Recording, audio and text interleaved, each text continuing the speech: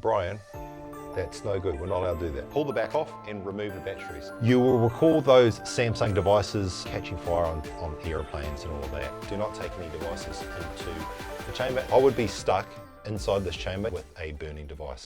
Today is a bit more of a serious one. I am going to be explaining a little bit about this, the hyperbaric chamber, and these little things. Can you take devices into a chamber like this? Now, I'm going to try and explain it as easy as possible to understand. I'm going to explain a little bit about some of the scientific things and a little bit around measurements when it comes to hyperbaric, but I'll try and make that as easy to understand as possible so you can use one of these safely and get the most results. Now, there wouldn't be a week that goes by where I don't get someone call me or text me or message me through social media saying, oh, I thought that Brian Johnson was working from his chamber when he did the 60 sessions that you just did. And yes, he was. And Brian, that's no good. We're not allowed to do that.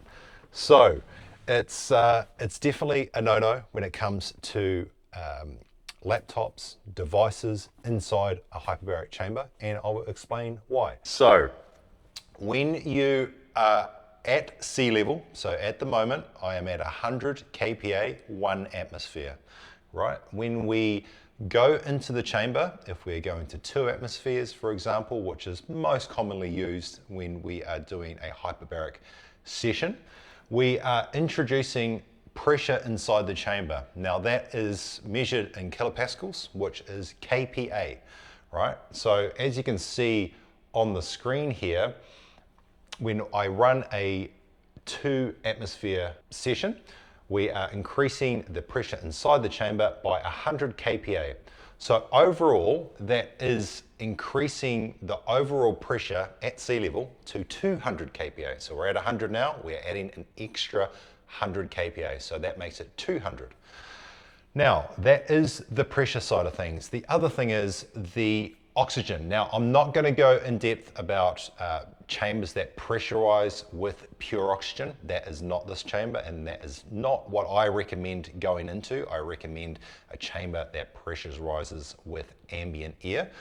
So this chamber here, and all of the ones we sell and many others on the market, pressurize with ambient air, which is 21% oxygen, same as what you and I are breathing at the moment. So when you are introducing that 21% oxygen, you are also increasing the partial pressure inside the chamber. Now, let's make it super simple. So you have 21% oxygen, right? You have 200 kPa. Now that takes your 21% oxygen to about 42% oxygen.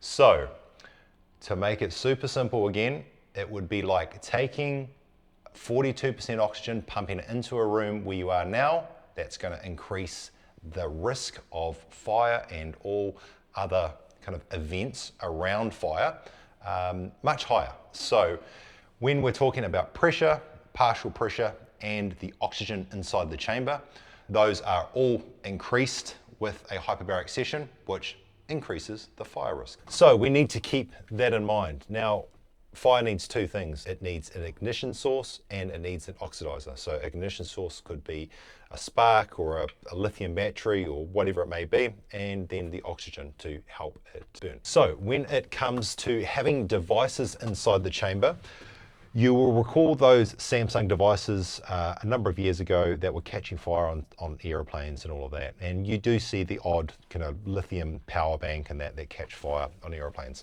Now that can be a raft of different things that can cause that. It could be a damaged battery, it could be an overcharged battery, it could be increased pressure on the battery, it could be a number of things. Now what we don't want to do is we don't want to introduce that risk inside of a chamber that you are essentially locked in for a number of hours, or putting it in a chamber where you have a set amount of time before you can exit the chamber, even in an emergency. So this chamber, for example, it's about 1.5 minutes, even if I dump out all the air with the manual valves on the back before I can get out.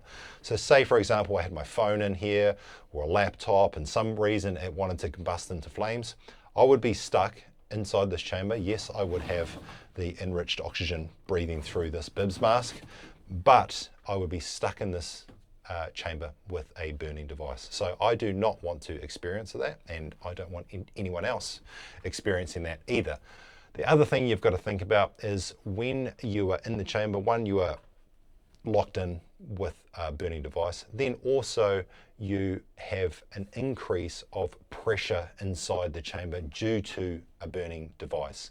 So most modern chambers and good chambers will have a pressure relief valve on them, so that helps lower the risk of that. The kind of industry rule is no lithium batteries, no lithium devices, unless it is a medical device that is certified or signed off to be in a hyperbaric chamber. Now, we have this device here, which is a Samsung tablet, but a pretty special one. So this device actually allows you to be able to pull the back off and remove the batteries. So this essentially is worthless unless it is plugged into a low voltage port like a USB. So as you can see in the chamber here, we have two low voltage USB ports. So I can take this in and I can mirror a laptop, which is outside of the chamber. I can watch Netflix, I can do work, whatever it may be, from this device. So this is pretty much the only way you can take a device in a chamber that is going to be safe. We do not want anything with lithium batteries inside of the chamber. What we call this inside the chamber is the controlled environment. So we want this as controlled as possible. We don't want any events that is going to put anyone inside or outside the chamber at risk. So very important, do not take any devices into the chamber. And that goes for smartwatches and stuff as well. Nothing with lithium batteries going inside the chamber unless they are certified and signed off. So I hope that has given you a little bit more insight in terms of hyperbaric science and safety, and also just showing that we don't want to be taking devices into a hyperbaric chamber. We want to see the hyperbaric industry keep accelerating at the rate that it is going, and we most importantly want to see people having safe and effective treatments inside hyperbaric chambers. So with that being said, I hope you have found this information beneficial to your journey in terms of health and longevity. And if you have, please like and subscribe to the channel. We will be doing much more on hyperbaric, but specifically about overall health and longevity in the coming videos. We have a few more guests coming through the space in the next few weeks, so keep an eye out for those ones. Until then, we will see you in the next one.